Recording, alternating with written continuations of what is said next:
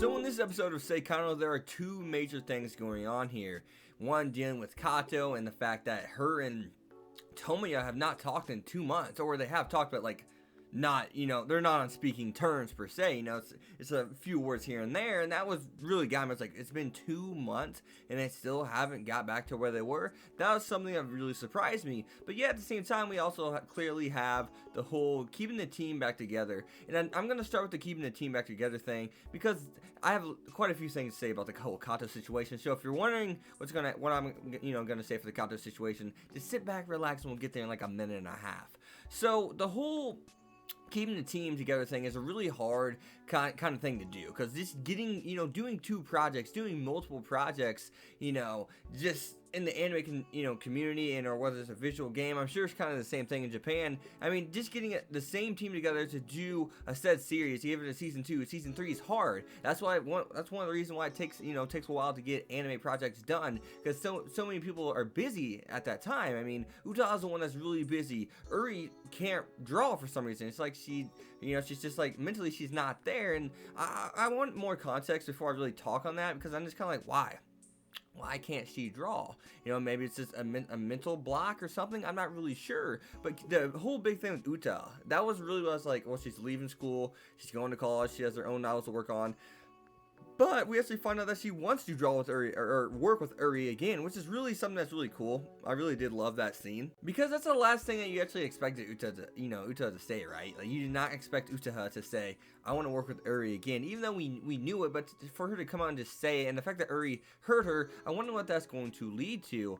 But the whole thing with Lori saying, you need to keep this team together, you need to stay, at the place where you belong. He's like, and he even stated that they elevated. They got better from working with one another. I'm really wondering why. I mean, there was the whole Uta thing where Uta is good at writing, but like the passion, the passionate side of her, it wasn't necessarily there. It was as if she's writing for one person, is from what I got, during these like middle episodes through episode 1, like with 0 and through like 7 or 8, whichever episode we're on. I think we're on 7 technically, if you count from 0, but through right in the middle there, right in the body of this episode, we find out Uta isn't like necessarily the biggest writer in terms of passion and why she writes. It's always been for this one guy, but now she's writing for fans. It's really what I took away from that. But yeah, I know I said a minute and a half good to the Kato stuff, but let's dive into that right now. So how will the Kato situation turn out, right?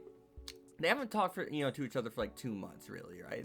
And I'm just kind of like, Kato is definitely a little over the top about this, and like, anyone who's mad for 2 months is definitely being over dramatic, especially about this. I mean, it's not the end of the world. Kato's having a meltdown, but I guess the show is called How to Raise Your Boring Girlfriend, and as the title dropped at the end, the new project is called How to Raise Your Boring Girlfriend. Well, we clearly find out that's Kato. Kato is that boring girlfriend, and the title drops in and of itself that Kato is supposed to end up with Tomoya. At least I think it's clear as day. But nonetheless, your boring girlfriend is usually a bland person. If someone's boring, usually they're bland, and that's what Kato is. And it seems as though she's experiencing, these new emotions, and it's just really ate her alive. If you live one way for 15 years, I guess it may take more than 2 months to adapt and understand yourself. Sure, why not, right? There's people who go through mental stuff all the time. It takes them more than a month, not 1 month, not 2, not 3, not 4. It takes them a couple years, a few years, So I guess it does make sense in that aspect, but I don't know. I will say the only thing that I saw was an issue was, I don't know, Kato's kind of rubbing me the wrong way, but I do like the whole plot point of her and Tomoya not getting along. So I'm really just, I'm kind of torn between what's going on there. But the title drop at the end really has me interested.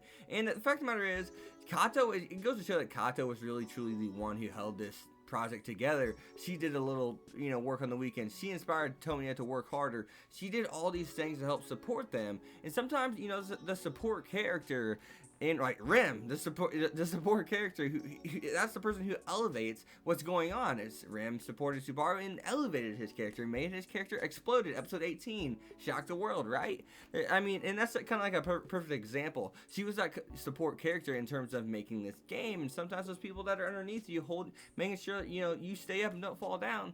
Those are the ones who really help you win out in the sense of doing your best and being successful. You know what I mean? You can't win it like in the NBA, for example. You can't win without your supporting cast. You need a bench. You don't need the 5 best players. You need, the 10 best players. Those bottom half 5 players you have coming in substituting, those are the people that really are the foundation, right?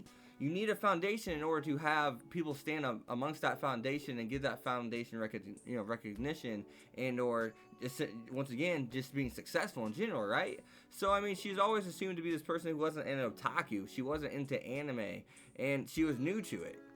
So they kind of just like wrote her off as someone that wouldn't be doing the most work, when in all reality, that's why Tomoya was crying, because he realizes, wow, she did so much. Not only did she did the little things that added up to be the big things, she also did the big things on top of doing the little things.